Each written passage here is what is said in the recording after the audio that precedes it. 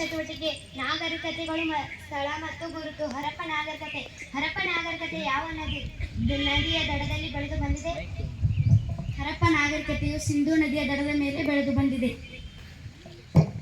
ಹರಪ್ಪ ನಾಗರಿಕತೆಗೆ ಸಂಬಂಧಿಸಿದ ಪ್ರಮುಖ ಸಸ್ಯಗಳನ್ನು ಹೆಸರಿಸಿ. ಹರಪ್ಪ ನಾಗರಿಕತೆಯ ಪ್ರಮುಖ ನಗರಗಳು ಹರಪ್ಪ, ಮೊಹಂಜೋದಾರೋ, ಲೋಥಾಲ್, ಕಾಲಿಬಂಗನ್, ಡೋಲ್ವಿ ಮುಂತಾದವುಗಳು.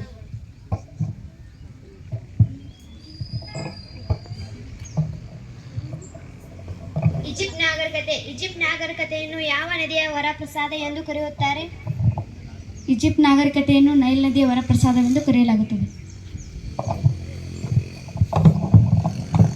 ನೈಲ್ ನದಿಯು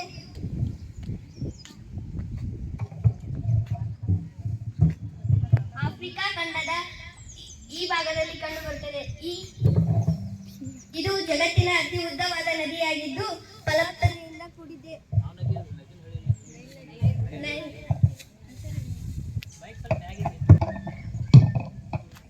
ಈಜಿಪ್ಟ್ ನಾಗರಿಕತೆಯು ಯಾವ ಖಂಡಕ್ಕೆ ಸಂಬಂಧಿಸಿದೆ? ಈಜಿಪ್ಟ್ ನಾಗರಿಕತೆಯು ಆಫ್ರಿಕಾ ಖಂಡಕ್ಕೆ ಸಂಬಂಧಿಸಿದೆ. ಪ್ರಪಂಚದ ನಕ್ಷೆಯಲ್ಲಿ ಈಜಿಪ್ಟ್ ಅನ್ನು ಗುರುತಿಸಿ.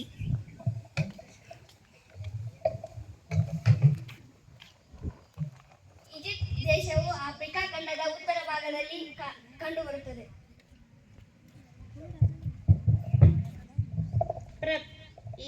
ಇವರ ಕಾಲದ ರಾಜರ ಬಗ್ಗೆ ಸಂಕ್ಷಿಪ್ತವಾಗಿ ವಿವರಿಸಿ. ಈಜಿಪ್ಟ್ ನಾಗರಿಕತೆಯ ಕಾಲದ ರಾಜರನ್ನು ಪ್ಯಾರೋ ಎಂದು ಕರೆಯುತ್ತಿದ್ದರು. ಇವರು ದೊಡ್ಡ ದೊಡ್ಡ ಪಿರಮಿಡ್ಗಳನ್ನು ಕಟ್ಟಿಸಿದರು. ಮೆಸೊಪೊಟೇಮಿಯಾ ಎಂದರೇನು? ಇದು ಯಾವ ನದಿಗಳ ನಡುವೆ ಕಂಡುಬಂದಿದೆ? ಮೆಸೊಪೊಟೇಮಿಯಾ ಎಂದರೆ ಎರಡು ನದಿಗಳ ನಡುವಿನ ನಾಡು ಎಂದರ್ಥ. ಇದು ಯೂಫ್ರೆಟಿಸ್ ಮತ್ತು ಟೈಗ್ರಿಸ್ ಎಂಬ ನದಿಗಳ ನಡುವಿನ ಪ್ರದೇಶದಲ್ಲಿ ಕಂಡುಬಂದಿದೆ. ಈಗ ಈ ಪ್ರದೇಶವನ್ನು ಇರಾಕ್ ಎಂದು ಕರೆಯಲಾಗುತ್ತದೆ. ಇರಾಕ್ ಏಷ್ಯಾ ಖಂಡದ ದಕ್ಷಿಣ ಭಾಗದಲ್ಲಿ ಇರಾಕ್ ಕಂಡುಬರುತ್ತದೆ. ಮೆಸೊಪೊಟೇಮಿಯಾ ನಾಗರಿಕತೆ ಬೆಳೆದು ಬಂದ ಪ್ರದೇಶಗಳನ್ನು ಪ್ರಪಂಚದ ನಕ್ಷೆಯಲ್ಲಿ ಗುರುತಿಸಿ.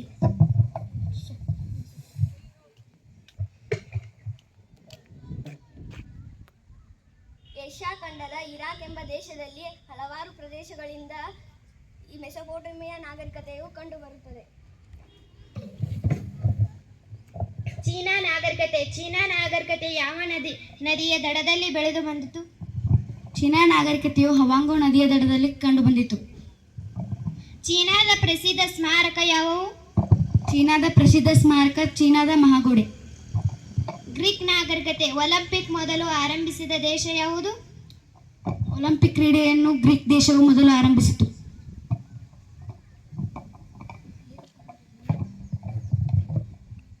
ಪ್ರಪಂಚದ ನಕ್ಷೆಯಲ್ಲಿ ರೋಮನ್ನರ ನಾಗರಿಕತೆ ಬೆಳೆದು ಮತ್ತು ಪ್ರದೇಶಗಳನ್ನು ಗುರುತಿಸಿ.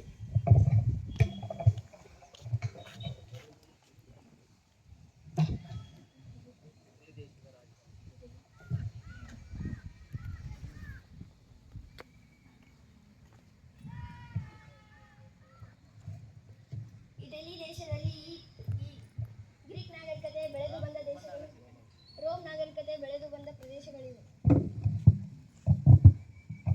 ಅಮೆರಿಕ ನಾಗರಿಕತೆ. ಪ್ರಾಚೀನ ಕೊಲಂಬಿಯಾದ ನಾಗರಿಕತೆಗಳು ಯಾವುವು? ಮಾಯಾ, ಆಸ್ಟೆಕ್ ಮತ್ತು ಇಂಕಾ ನಾಗರಿಕತೆಗಳನ್ನು ಪ್ರಾಚೀನ ಕೊಲಂಬಿಯಾದ ನಾಗರಿಕತೆಗಳೆಂದು ಕರೆಯುತ್ತಾರೆ. ಮಾಯಾ ಮತ್ತು ಆಸ್ಟೆಕ್ ನಾಗರಿಕತೆಗಳು ಮೆಕ್ಸಿಕೋ ದೇಶದಲ್ಲಿ ಕಂಡುಬರುತ್ತವೆ ಮತ್ತು ಪೆರು, ಚಿಲಿ, ಅರ್ಜೆಂಟೈನಾ ದೇಶಗಳಲ್ಲಿ ಇಂಕಾ ನಾಗರಿಕತೆಗಳು ಕಂಡುಬರುತ್ತವೆ. ಧನ್ಯವಾದಗಳು.